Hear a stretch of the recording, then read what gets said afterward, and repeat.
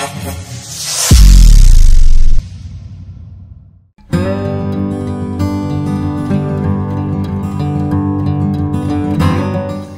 तरफ औरंगाबाद की घटना में एक मालगाड़ी के नीचे आकर 14 मजदूरों की मौत की खबर ने सिर्फ सरकार के ही नहीं बल्कि आम जनता के भी रोंगटे खड़े कर दिए हैं। इसमें कहीं न कहीं सरकार की फेलियर कही जा सकती है। केंद्र से लेकर राज्य महाराष्ट्र सरकार भी माइग्रेट मजदूरों को हर तरह की मदद देने का दावा कर रही है और कई तरह के मदद के ऐलान सुनाई भी दे रहे हैं, लेकिन अभी भी सरकार पूरी तरह से अन्य राज्यों के प्रवासियों की मदद करती नजर नहीं आ रही है। ऐसे ही कुछ तस्वीर दिखाई दी कल देर रात मुंबई में। मैं कैलाश नाथ दिवाकर बोल रहा हूँ। जो है तो मैं इलाहाबाद कौशाम्बी चायल का रहने वाला हूँ। बम्बई महालक्ष्मी 7 रास्ते से मैं 4 घंटे में यहाँ वड़ाला पहुँचा हूँ और गवर्नमेंट के यहाँ हमने जो है तो भर के दिया, सब कुछ किया और सब कुछ करने के बावजूद गवर्नमेंट हमारा कुछ नहीं सुन रही है। न तो हमको ट्रेन दे रही, न तो साधन दे रही। हम बीच में फंसे हुए हैं और हम लोग फॉर्म भी भर के दिए, उसमें भी कोई कानूनी कार्रवाई नहीं हुई। और जो है तो हम लोग मजबूर होके, हम लोग को ना खाना मिलता है ना पानी मिलता है। हम लोग मजबूरी से, अभी हमारा उम्र भी 48 साल का 48 साल हो गया, अभी हम चल नहीं पा रहे हैं, लेकिन फिर भी मजबूरी है।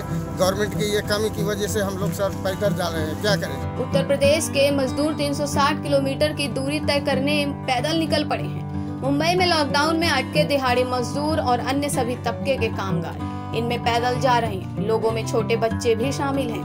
पैदल जा रहे यात्रियों का कहना है कि ना तो उत्तर प्रदेश की सरकार कुछ कर रही है और ना ही महाराष्ट्र की सरकार। मेरा नाम राहुल है, मैं 7 रास्ते में रहता हूँ। मुझे इलाहाबाद जाने का 4 दिन हो गए, फॉर्म भर दिया पुलिस वालों के पास, बट अभी तक कुछ भी नहीं आया उसका रिस्पॉन्स। सब कुछ बंद है यहाँ पर, जाना है। थोड़ा सरकार का इंतज़ार नहीं कर सकते हैं? थोड़ा दिन रुक नहीं सकते आप? इतना दिन तो रुका है, 45 डेज हो गए, अब कितना रुके? तो आप कैसे जाओगे?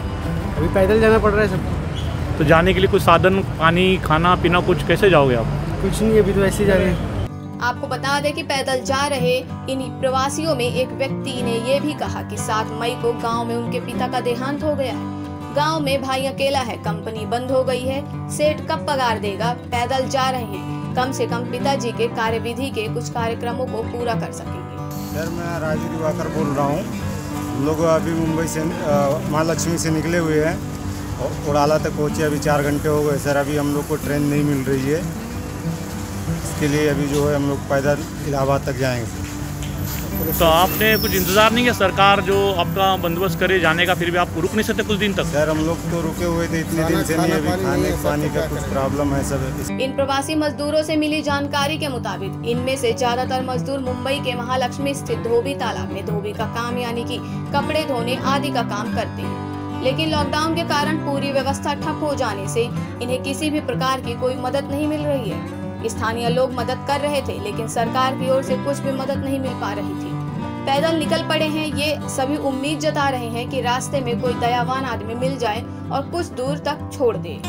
देर रात इस तरह से गांव की तरफ पलायन कर रहे प्रवासियों को लेकर समाज सेवक मनोज संसारे ने मुख्यमंत्री उद्धव ठाकरे से निवेदन किया है कि किसी भी प्रकार की मदद नहीं मिल पाने से मजदूर इस तरह से पैदल किसी भी कीमत पर अपने गाँव जाना चाहते हैं।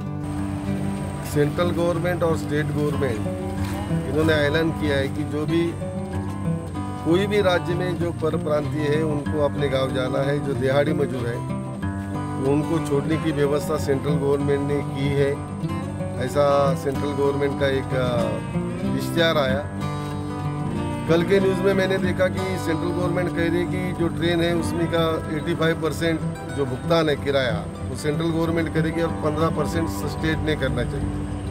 लेकिन आज मैं देख रहा हूँ कि बम्बई में जो धोबी घाट में काम करने वाले हमारे जो दलित समाज के भाई हैं, बड़े पैमाने पर अपने गांव निकल रहे हैं। मैंने उनको पूछा कि आप जब गवर्नमेंट ने व्यवस्था की है तो क्या हुआ है, तो उन्होंने कहा कि हम लोगों ने एप्लीकेशन दिया है लेकिन कोई हमको रिप्लाई नहीं है, कोई हमको जाने के लिए कोई किसी भी तरह की सुविधा गवर्नमेंट की तरफ से मुहैया नहीं किया जा रहा है, या खाना जो मिलता है वो खाना भी ठीक से नहीं दिया जा रहा है। तो इसलिए ये लोग बोलते हैं कि यहाँ मरने से अच्छा है कि हम गांव में जाके मरेंगे। तो मैं सरकार से दरख्वास्त करना चाहूँगा, खास करके जो मुख्यमंत्री उद्धव ठाकरे जी है, कि आप पूरा ध्यान रखिए, क्योंकि आखिर ये पूरा सवाल इंसानियत का है।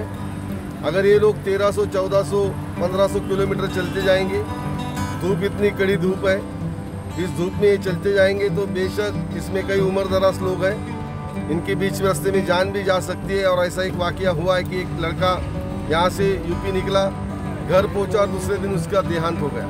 तो मैं मुख्यमंत्री उद्धव ठाकरे जी, महाराष्ट्र के प्रशासन से मैं रिक्वेस्ट करना चाहूँगा कि जल्द से जल्द इन मजदूरों का, ये जो गरीब लोग हैं जो अपने गांव जाना चाहते हैं, उनकी व्यवस्था करें।